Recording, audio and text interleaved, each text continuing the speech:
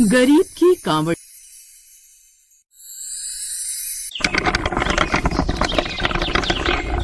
राघव बड़ा ही गरीब मजदूर था जो छत्तीसगढ़ के गांव में रहता था। वो दिन रात बस थोड़े से पैसों के लिए मजदूरी करता है। उससे उसका घर ठीक से चल भी नहीं पाता।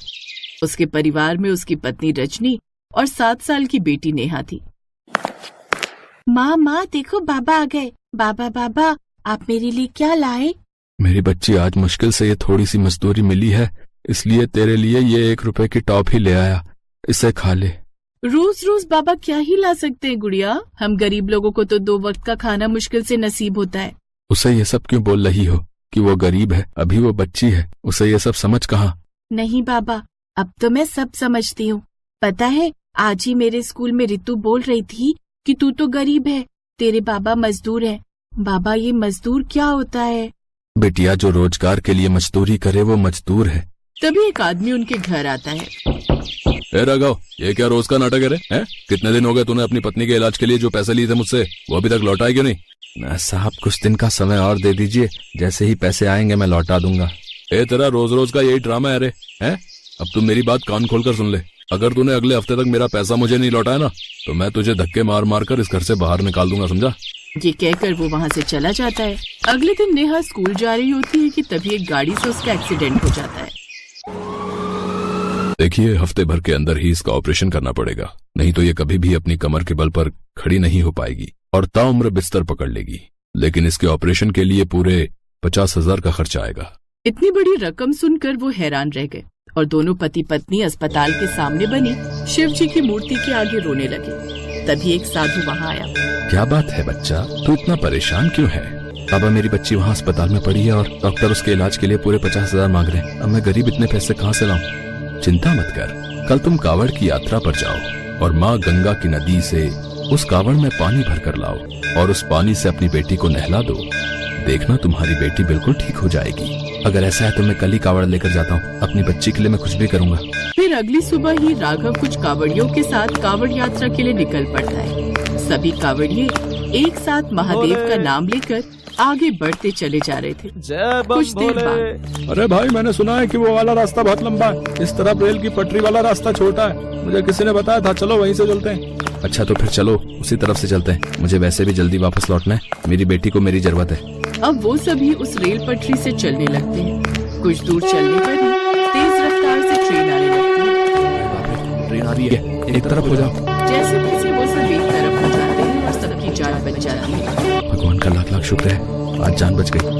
अब वो सब बम बोले करते हुए आगे की ओर बढ़ते जाते हैं। एक दिन बाद वो उस जगह पहुंच जाते हैं। फिर महादेव पर जल अर्पित करके वो अपने कावड़ में जल भरकर अपने घर की ओर वापस चल पड़ते हैं। फिर चौथे दिन जब राघव अपने घर की ओर लौट रहा था, तभी उसे रास्ते में एक औरत मिलती है जो अपने घर के बाहर बैठकर रोए जा रही थी। क्या हुआ बहन, तुम रो क्यों रही हो? रो नहीं तो और क्या करूं? अंदर मेरा बच्चा और बीमार पति भूख से तड़प रहा है। अगर उन्हें कुछ खाने को नहीं मिला तो ऐसा ना हो उनकी मृत्यु हो जाए। मेरा उन दोनों के अलावा इस दुनिया में कोई नहीं है। ये सब देखकर उसे बड़ा बुरा लगता है और वो अपनी कावड़ लेकर उसके घर के अंदर जाता है और उस पानी को उन दोनों के मुंह में डालता है। अब वो दोनों ठीक हो जाते हैं, लेकिन राघव के कावड़ का सारा पानी अब खत्म हो चुका था। आपका बहुत बहुत धन्यवाद भाई साहब, आपने हमारी जान बचाई। भाई साहब, हम गरीबों के पास आपको देने के लिए कुछ नहीं सिवाय इस आंगन में लगे इन 2 कद्दुओं के, आप इन्हें रख लीजिए। नहीं, इन सब की जरूरत नहीं है। राघव को अपने घर पर अपनी बेटी की चिंता सताए जा रही थी, लेकिन फिर भी वो उसे वो कद्दू दे देते हैं, जिन्हें लेकर वो जल्दी में अपने घर आ जाता है, जहाँ उसकी पत्नी उसकी राह देख रही थी। आप आ गए जी? पानी वो कहाँ है? बिटिया को उससे नहलाना है ना, उसकी तबीयत दिन पर दिन खराब होती जा रही है। रजनी, वो बात यह है कि... फिर वो उसे सारी बात बताता है। क्या आपने सारे पानी से उन जरूरतमंदों को नहला दिया? लेकिन अब अपनी नेहा का क्या होगा? अगर नेहा को कुछ हो गया ना जी, तो मैं भी नहीं बचूंगी, मैं भी खुद को कुछ कर लूंगी। ऐसा मत बोल रजनी, फिर तो मैं भी तुम दोनों के बिना जिंदा नहीं रह पाऊंगा। अब हम अपनी नेहा को कैसे बचाएंगे? बिना पैसे के तो डॉक्टर ने भी इसका ऑपरेशन करने से इनकार कर दिया है। तभी रंजन अपने पैसे मांगने उनके यहाँ आ जाता है। अब मेरे सारे पैसे वापस कर, नहीं तो निकल यहाँ से। चल, अब से तुम्हारी इस झोपड़ी की जमीन मेरी। चल। अब वो उन्हें वहाँ से निकाल देता है अपनी बेटी को गोद में उठाए वो रोते हुए वहां से चले जाते हैं। साथ में वो दिए हुए उन 2 कद्दू को लेकर भी चलते रहते हैं। लेकिन कुछ देर बाद चलते चलते रजनी को काफी थकान होने लगती है और वो कद्दू उसके सर से गिर जाता है और गिरते ही उसमें से ढेर सारे सोने के सिक्के निकलते हैं, जिन्हें देख वो हैरान रह जाते हैं। ये कैसा जादू है जी, ये तो कमाल हो गया। ये सब भोलेनाथ की कृपा है। दूसरा कद्दू भी तोड़कर देखो। उसके अंदर से भी ढेर सारे सिक्के निकलते हैं, जिन्हें देख वो दोनों बहुत खुश होते हैं। तभी आकाशवाणी होती है। मैं तुमसे बहुत प्रसन्न हूँ राघव। इतना सब होने के बाद भी तुमने जरूरतमंद लोगों की मदद की। मेरा तुझे वरदान है कि अब से तेरी सारी मुश्किलें दूर हो जाएंगी। फिर नेहा भी पूरी तरह ठीक हो जाती है और उनकी गरीबी भी दूर हो जाती है।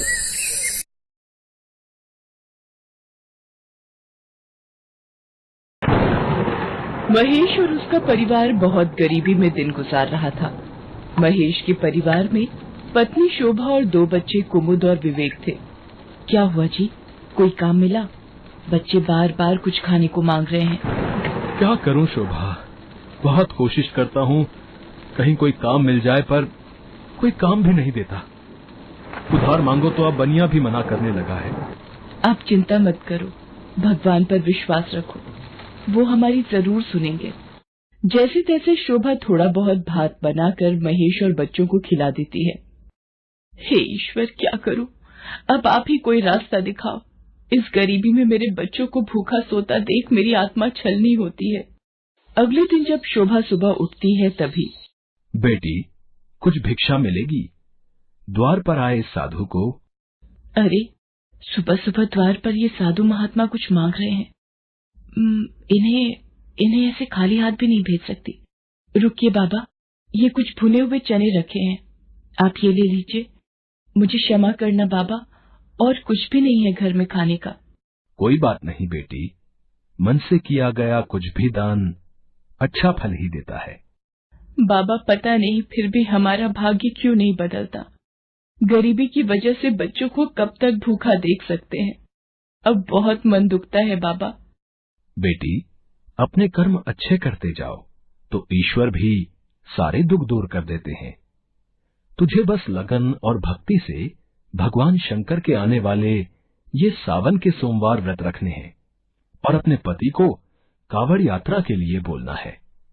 जैसे ही तू सावन के सोमवार व्रत पूरे करेगी और पति के हाथों शिवलिंग पर कावड़ का जल चढ़ेगा, देखना तेरे सारे दुख के दिन दूर हो जाएंगे। भगवान भोलेनाथ सबकी मुरादें पूरी करते हैं। उनका नाम ले और कर दे ये दोनों काम पूरे। पर बाबा, कांवड़ के जल लाने के लिए तो पैसों की भी जरूरत होगी, वो सब कैसे होगा? जब भगवान शिव मार्ग दिखाते हैं तो मंजिल तक भी वही पहुंचाते हैं बेटी। साधु महात्मा के जाने के बाद शोभा महेश से कांवड़ यात्रा के बारे में बोलती है। ठीक है शोभा, अगर कल कोई काम करके पैसे मिले तो मैं कावड़ का जल लेने हरिद्वार जरूर जाऊंगा। अगले दिन शोभा पहला सोमवार व्रत रखती है और शिव मंदिर में जाकर शिवलिंग की पूजा करती है। उधर महेश भी काम की तलाश में निकलता है, पर कोई भी उसे काम नहीं देता। तभी, ओ भैया, अरे जरा ये गमले मेरी गाड़ी में रखवा दोगे? कुछ मजदूरी दे दूंगा। जी जी, मैं अभी रखवा देता हूँ साहब। महेश सारे गमले गाड़ी में रखवा देता है। ये गमले मैंने रख दिए हैं साहब जी। अरे वाह, अरे बड़ी जल्दी काम कर दिया तूने तो। ये ले 300 रुपए तेरी मजदूरी के, ठीक है ना? और ये 200 रुपए वक्त से पहले बढ़िया काम करने के लिए। चल जा। अब तो मैं कावड़ लेके हरिद्वार भी जा पाऊंगा और कुछ पैसे घर पर भी काम आ जाएंगे। क्या तुम कावड़ लेने हरिद्वार जा रहे हो?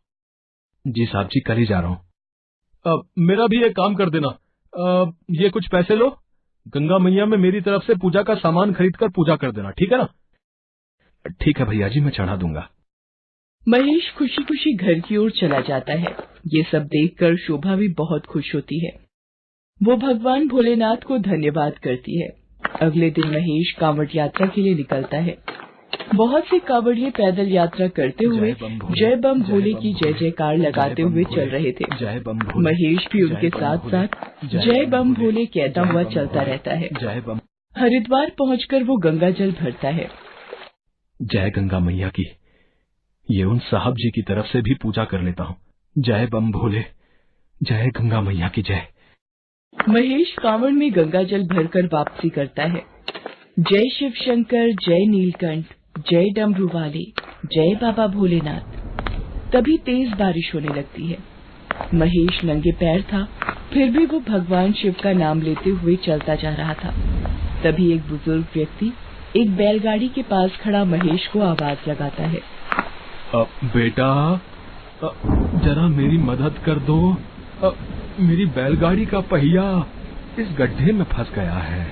क्या इसे बाहर निकालने में मेरी मदद करोगे? क्या करूं? एक काम करता हूं, ये कावड़ उस पेड़ की टहनी पर टांग देता हूं। रुको बाबा, मैं ये कावड़ पेड़ पर टांग दूं, फिर आपकी मदद करता हूं, ठीक है? महेश कांवड़ को पेड़ पर टांगकर उस बुजुर्ग व्यक्ति की मदद करता है। थोड़ी देर परिश्रम से वो धक्का लगाता है और बैलगाड़ी का पहिया गड्ढे से बाहर आ जाता है। ये लीजिए बाबा, पहिया गड्ढे से बाहर आ गया। अब आप आराम से बैलगाड़ी पर बैठ जाओ। बहुत बहुत शुक्रिया बेटा। बड़ी देर से परेशान था कि कोई नजर आ जाए तो मदद मांगू। तुमने मुझ बूढ़े की मुसीबत में मदद की। भगवान तुम्हारे सारे दुख दूर करे। अच्छा बेटा, तुमने मेरी मदद की है। ये इस थैले में कुछ नारियल है, ये मेरी तरफ से भेंट रखो। शुक्रिया बाबा इस भेंट के लिए। आप भी ध्यान से जाना बाबा। ठीक है बेटा, जुग जुग जियो। महेश फिर अपने रास्ते पर चल पड़ता है। वो कांवड़ का जल लेकर शिव मंदिर पहुंचता है और शिवलिंग पर जल चढ़ाता है। शोभा और बच्चे भी मिलकर महेश के साथ शिवलिंग की पूजा करते हैं। पूजा करके महेश जब घर आता है। शोभा, ये प्रसाद उन साहब जी को देकर आता हूँ जिन्होंने उस दिन मुझे काम दिया था। महेश बाजार की ओर जाता है। अरे भैया, यहाँ एक गमलों की दुकान थी ना, एक मालिक साहब यहाँ बैठते हैं। अरे यहाँ तो कोई गमलों की दुकान नहीं है भैया, मैं तो रोज इसी रास्ते से गुजरता हूँ। महेश आसपास सबसे पूछता है पर सब मना कर देते हैं। तभी, भैया मुझे ये प्रसाद दे दो ना। हाँ हाँ बेटा, ये लो खाओ। पता नहीं ये सब क्या हो रहा है, वो दुकान और मालिक कहाँ गए। चलो, ये प्रसाद इस बच्चे ने खा लिया, एक ही बात है। महेश घर आता है और शोभा को सारी बात बताता है। कोई बात नहीं जी, ये सब भोलेनाथ की कृपा थी कि उस वक्त वो साहिब आपकी मदद के लिए आए थे। और देखो, प्रसाद एक बच्चे ने खा लिया, ये भी अच्छा हुआ। वैसे ये इस थैले में क्या है जी? अरे ये भेंट तो मैं तुम्हें बताना ही भूल गया। रास्ते में एक बुजुर्ग व्यक्ति की बैलगाड़ी का पहिया गड्ढे में फंस गया था। मैंने उनकी सहायता की तो उन्होंने ये नारियल भेंट में दिए। ये तोड़ लेते हैं, कुमुद और विवेक भी खा लेंगे, है ना? महेश जैसे ही नारियल तोड़ता है, उसमें से सोने के सिक्के निकलते हैं। वो सारे नारियल तोड़ता जाता है और सोने के सिक्कों का ढेर लग जाता है। शोभा, ये सब क्या हो रहा है? नारियल में से ये सोने के सिक्के? अरे ये कैसा चमत्कार है? सुनो जी, मुझे सब समझ में आ गया। ये सब भगवान शंकर की अद्भुत लीला है। वो अपने भक्तों की पुकार सुनकर जरूर मदद करते हैं। उन साधु महात्मा ने सही कहा था, सावन के सोमवार व्रत और कांवड़ यात्रा का मीठा फल हमें अवश्य प्राप्त होगा। जय भोलेनाथ, आपकी सदा ही जय हो। माँ, अब हम भूखे पेट नहीं सोएंगे। मुझे रात को भूख लगती है माँ। हाँ माँ, अब आप खीर पूरी बनाओगी ना हमारे लिए? बच्चों की कोमल और मासूम बातें सुनकर महेश और शोभा की आंखों में आंसू आ जाते हैं। वो भगवान शिव को हाथ जोड़कर धन्यवाद करते हैं। शोभा को यकीन हो जाता है कि साधु महात्मा भी भगवान के भेजे हुए कोई दूत थे। भगवान शिव की पूजा और भक्ति करते हुए महेश अनाज की दुकान खोलता है। धीरे धीरे उसके सारे दुख दूर हो जाते हैं। एक गरीब की कांवड़ यात्रा का मीठा फल अब महेश और उसके परिवार को प्राप्त हो चुका था। Thanks for watching.